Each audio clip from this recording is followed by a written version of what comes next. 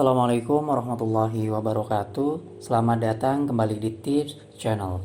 Nah, di video kali ini saya akan berbagi info mengenai hal-hal yang perlu dipersiapkan untuk menjalani ujian SKD atau seleksi kompetensi dasar pada tes CPNS.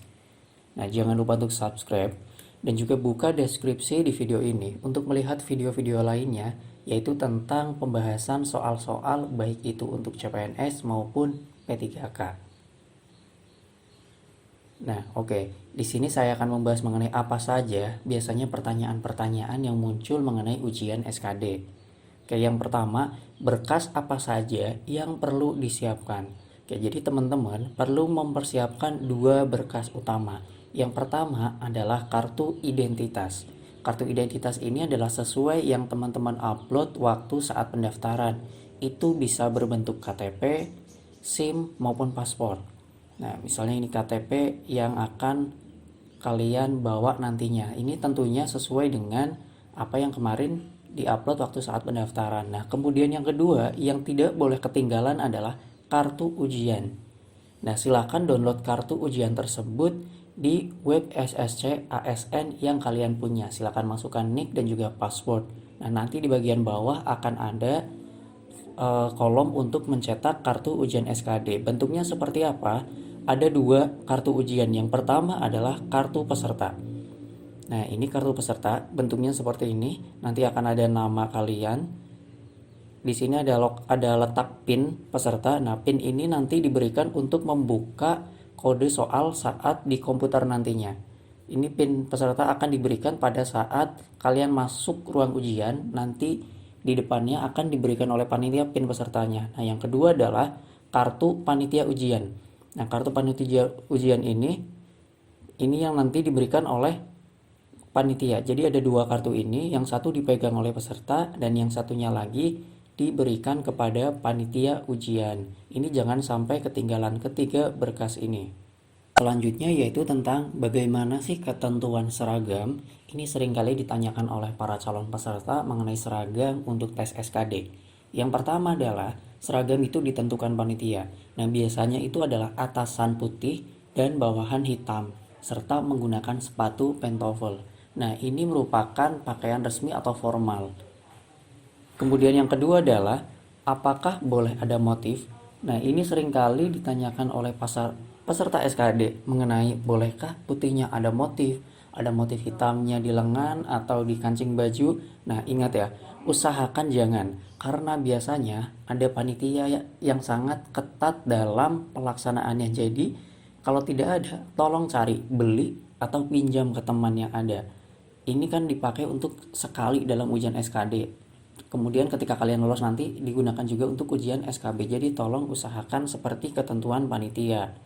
Nah, yang ketiga, bagaimana jenis rok untuk perempuan? Nah, biasanya perempuan sering nanya, kalau roknya ini bentuknya apa? Apakah span atau rempel? Ini boleh, apapun jenisnya, yang penting adalah bermotif atau warnanya hitam. Nah, kemudian yang keempat, apakah boleh memakai celana untuk perempuan? Ini dibolehkan. Nah, ini beberapa ketentuan-ketentuan mengenai pakaian atau seragam yang digunakan saat SKD.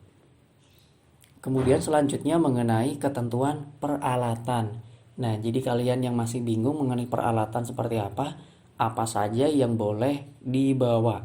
Ingat, yang boleh dibawa adalah peserta hanya boleh membawa kartu ujian dan identitas saja. Jadi ketika membawa handphone, kalkulator, ataupun air minum itu harus disimpan di tas. Nah, sebelum masuk itu nanti tasnya akan disimpan di locker.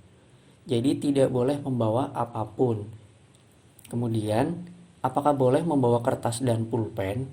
Ingat, kertas untuk oret-oretan itu sudah disediakan oleh panitia. Nah, untuk alat tulis sebelumnya ini sudah disediakan, namun karena masa pandemi biasanya alat tulis pensil ini membawa sendiri. Nah, tetapi untuk kertas ini sudah disediakan panitia, dan ketika selesai mengerjakan, kertasnya ini akan kembali diminta oleh panitia. Jadi jangan coba untuk mencoret-coret atau melakukan tindakan curang melalui kertas tersebut, karena kertasnya nanti akan dikumpulkan lagi. Nah, kemudian yang ketiga adalah bagaimana jika kertasnya habis atau tidak cukup untuk coret-coretan. Silahkan kalian angkat tangan, nanti pasti ada panitia yang standby untuk mengawasi kalian. Kemudian kalian minta kembali ke panitia. Nah, itu beberapa ketentuan peralatan untuk ujian SKD. Mana dengan ketentuan selama ujian? Nah, ketentuan selama ujian adalah yang pertama, apakah boleh izin untuk ke toilet? Nah, ini kadang hal-hal yang unik tetapi banyak juga yang masih bingung. Tentunya boleh, izin ke toilet ini dibolehkan. Namun, waktu yang berada di komputer kalian itu tetap berjalan. Artinya tidak pause atau tidak berhenti. Jadi semakin lama kalian di toilet, ya makin lama waktu yang terbuang untuk mengerjakan. Nah, kemudian apakah boleh membawa minum? Tidak bisa karena hanya alat tulis saja dan juga kartu ujian tadi yang boleh dibawa. Lalu bagaimana ketika kondisinya haus? Tentunya sebelum ujian itu sudah diingatkan untuk mempersiapkan agar kondisi badan itu harus sudah fit.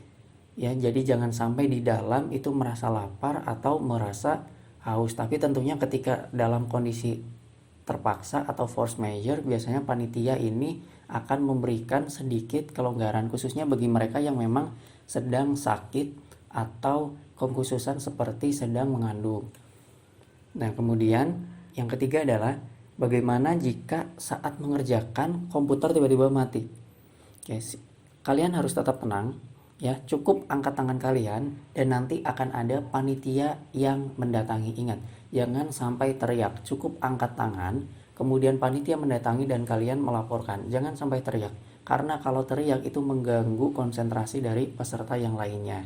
Karena dalam satu ruangan itu pasti banyak peserta yang mengikuti seleksi.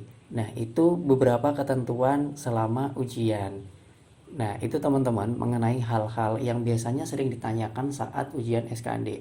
Jadi saran saya adalah coba kalian tanyakan agar nanti tidak bingung atau tidak perlu bertanya-tanya atau bahkan salah. Karena sayang sekali ketika ujian SKD kalian gagal cuma gara-gara masalah seragam.